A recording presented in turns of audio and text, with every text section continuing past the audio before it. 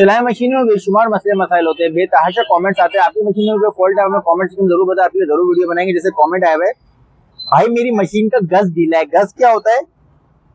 ये needle rod. अगर आपकी मशीन की नीडल रॉड ढीली है, इसकी वजह से मशीन बहुत मसले मसाइल करती है, टाप देती है, चुका देती है, टांका छोड़ती है, धागा तोड़ती है, आवाज करती है। आपने किस तरह से मसले को हल करना है मैं आपको बताता हूँ। देखिए, जब मशीन को चला रहे होते हैं ना, तो मशीन चलते चलते जो है ना,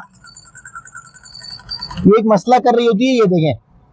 ये देखें, ये टांकों के साथ जो है ना, बीच में बड़े बड़े टाप दे रही होती है, बड़े बड़े टांके दे रही होती है। देख रहे हैं आप, ये कितना बड़ा टाप दे रही है।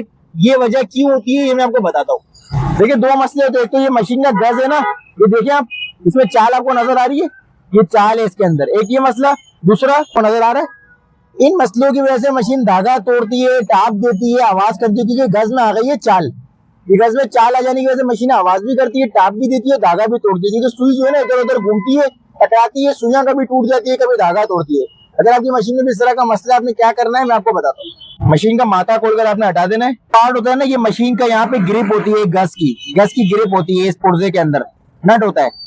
देखिए, पीछे वाले होल में से यहाँ पे ये स्क्रू होता है, ये यहाँ पे हो जाता है, इसकी ग्रिपिंग खत्म, इस पार्ट की ग्रिपिंग खत्म हो जाती है, गज आपका लूजिंग होता है। देखें, ये इस पार्ट से, इसके लिए आपने इस पार्ट को चेंज करना है।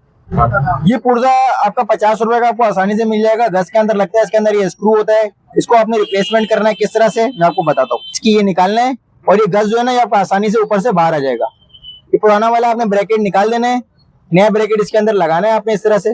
आपका इससे ये होगा, आपकी चाल जो है ना गज में, ये देखें, पहले गज में कितनी चाल थी, चाल बिल्कुल खत्म हो गई, चाल बिल्कुल खत्म हो गई। और जब आप इसका नट टाइट करेंगे तो इसकी ग्रिपिंग टाइट हो जाएगी।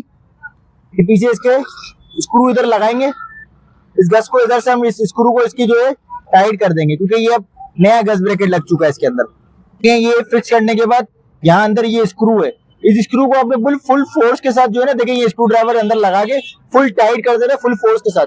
इसके बाद जब आप इसके गज चेक करेंगे ना, ये देखें, इसमें बिल्कुल चाल बिल्कुल खत्म हो गई, बिल्कुल जर्रा बराबर भी चाल नहीं है।